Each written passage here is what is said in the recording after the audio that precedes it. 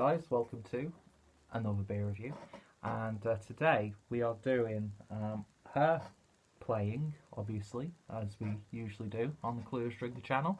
It's not greasy this time though, is it? But yeah, review 700. I didn't think I'd make it past 100, to be honest. Not for like anything serious, of course, but just because I didn't realise people would be so interested in hearing my opinions about beer. And you know what? I'd like to think I've come a long way since I first started doing this and first really started to invest myself into this. There's still a hell of a lot that I need to learn, and that's what it's all about, really. Well, that's one of the things that it's all about. Because I'm learning just as much as I'd like to think that maybe one or two of you out there are learning. And, you know, we were all there at one point where we were just getting bored of drinking the macro lagers, or we might have just been on the, the uninspired parts of the real ale stuff. And then the supermarkets with the 4 for £6, 3 for £5 stuff, and then going to the bottle shops and thinking, what is this world? And rarely that beer costs that much. And now it's, oh, that beer only costs that much? Very nice. And, the landscape has changed dramatically within a couple of years. I've completely forgotten what the point I was trying to make there, but yeah, it's basically, if people can get some sort of value, or at least some sort of entertainment from this, then I'll keep doing it. Plus, I have met so many great people, both literally and metaphorically, of course, doing this. I've got to know people within the industry. I've had some experiences that I would never have had if not for this. I've had generosity from my fellow beer drinkers as well as those within the industry. I spent a good time in Germany getting involved in the scene there, and I've still got some, connections and people who I talk to.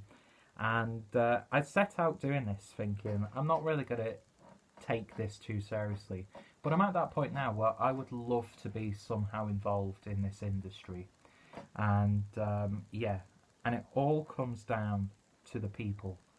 So I'm dedicating this to anybody watching this video, or anybody in this weird and wonderful beery landscape. But more importantly, I'm dedicating this to the guys who I had the absolute pleasure of spending time with in Manchester.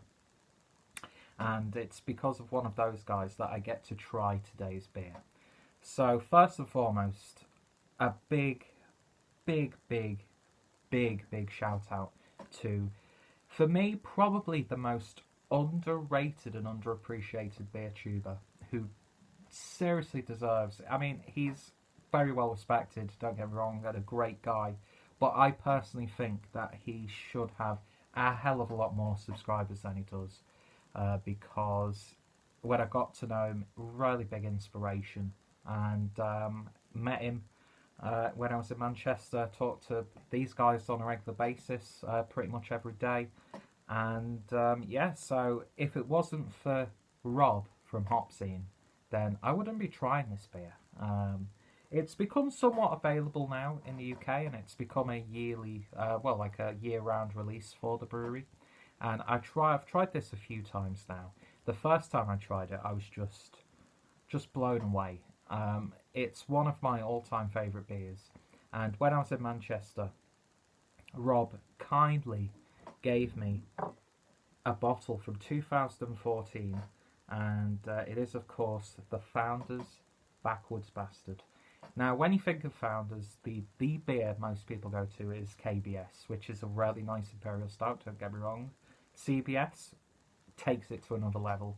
But to me, from the beers that I've had from Founders, and trust me, I want to try as many as I can from those guys, this is the best beer, and one that has the fanfare, has the respect, much like Rob, of course, but deserves a hell of a lot more because it's absolutely fantastic. And if you want to see what I initially thought of this beer before we continue, that link will be included in the description box down below. And it's probably going to be a long video today, as you can probably see by the runtime. But I don't care, because I very rarely get to talk about beer in my daily life. So to sit in front of a camera and get to know you guys, and obviously get to know the likes of Rob, that's what's really, inspiring for me. And yeah, so massive thank you to Rob from Hopzine for giving me a vintage bottle of Founders Backwoods Bastard. And of course, big shout out to Craig from J BeerVentures, Harry from Bluenose Beer Reviews, James from RampantLionReviews, Stuart from GingRealAleTrail. Who else? I'm missing out people here. Paul from PABrewNews, who was the guy who basically made the Manchester piss up happen. And I think I've got everyone there. I'm going to look like an utter twat if I don't. And of course, Jaco, who wasn't there in Manchester, but you know, I've got to know him through this, and Joe from America, all the guys in Canada. But yeah, I've come to know so many fucking amazing people, and yeah, without getting too soppy, of course. When I was going through stuff at the tail end of last year and early part of this year, I've got my family around me, which I would not change for the world. But those guys were like a crutch. Do you know what I mean? When I was feeling my lowest, they were all there any time of the day. And you know, like my family as well. You know, I always, when I'm saying this stuff, it always seems like I've got no, do you know what I mean when it comes to family? But those guys in particular, when I was going through some stuff, they really lifted me up, and yeah, I'm eternally thankful to them, and I hope I get to know them right until the end. Do you know what I mean? Because you know, I'm not a people person. So when people come into my life, they need to be special. Do you know what I mean? And those guys certainly are. They're my beer brothers, and I would not change them for the world. And I'm looking forward to the next time we're all together, or the next time I just get to meet up with one of them, get to spend a day with them. I think we might be going up to Leeds in August. But yeah, these guys mean the world to me. And yeah, I just want to give them a massive shout out. And of course, Rob for providing a 2014 bottle of Backwoods Bastard. So this is brewed on, or bottled on the 24th of June, or is that August 2014? Probably should have waited until August, but I thought for 700. So I've already got an idea of what to expect with this. I'm just really intrigued to see how this beer has matured, mellowed, developed. And yeah, I'm sure no matter what, it's going to be an absolute barnstormer. So yeah, beautiful artwork on these labels. I love the artwork from Founders. I just love Founders, to be honest. There's just something about them. That to me is like Americana craft brewing, brewing like Sierra Nevada, those sorts of like really classic breweries, but are just churning out world-class beers, regularly. And those are the places I'd love to visit. If or when I get to go to Manchester, not a case of if, but when I do, Manchester, I say, when I get to go to America. But yeah, beautiful stuff, and this is clocking in at 10.2% in a 355 milliliter bottle. Not too sure where Rob got this from initially, and there's the crown. But like I said, a lot of the beer websites now in the UK are stocking this, as well as KBS and CBS.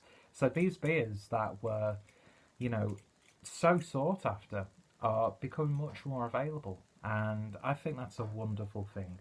People are saying that the bubble's going to burst. I think the bubble would have burst a long time ago. It's probably going to burst in a way that we're not expecting. I'd say it's more stylistically and what the consumer wants. But yeah, but when it comes to craft beer, we're just so fucking lucky. Do you know what I mean? And yeah, anyway, so I've waffled on for nearly 10 minutes already, so let's get this beer opened and see what we get. And I can smell it from here. So got to be using my favourite glass, my Beer Moth glass, and got my Beer Moth t-shirt. This is not a paid promotion, unfortunately, but if you ever are in Manchester, then definitely give Beer Moth a look. Great bottle shop, and the bottle's a little bit active, so let's get the beer poured before it actually erupts. So there we go. Look at that. Not going to spend too much time on the usual stuff, because I have seen the beer before and I have drank it. It's more about the experience and sharing it with you guys. So it's still going to be a review, obviously, but it's just probably not going to be as in-depth, and I'll spend 20 minutes talking about other things as opposed to the beer. But beer in a glass then, and that is just looking hearty. A lovely sort of murky, dark, almost cocoa powder look to it. Really intense, really chewy, and the beer poured with about half a finger's worth of a mocha looking head. Looks fantastic, doesn't it? Especially in this wonderful beer moth snifter glass. You know what to do. You know what to do. Anyway, let's give it a little sniff. It's woody, it's vanilla. You're getting those Scotch elements, or bourbon, I should say, ale aged in oak bourbon barrels. You are getting that, but it's not intense. It's not too much. Lovely, sort of like Mexican hot chocolate aroma coming out of this one. A little bit of cinnamon, allspice. It's very woody, beautifully woody, but sweet at the same time. Yeah, it's amazing how sweet this beer is. Not just like the vanilla from the whiskey aspect, or bourbon, I should say. I need to get my terminology on point, do you know what I mean? But you're not getting any sort of like burn from the alcohol on the nose. Although in this climate, 10.2% isn't exactly too high nowadays, but it's just really nice, laid back, mellowed down a bit. Can't remember, because I didn't want to look at my old review and then come into it, because I'd have all these ideas in my head. Really got no potency to it, but it's still jam-packed and very robust smelling. It smells fantastic. Let's give it a taste. Cheers, guys. Cheers, Rob. Cheers to all you beautiful people who I've come to know. And, of course, my beer brothers and sisters. Cheers.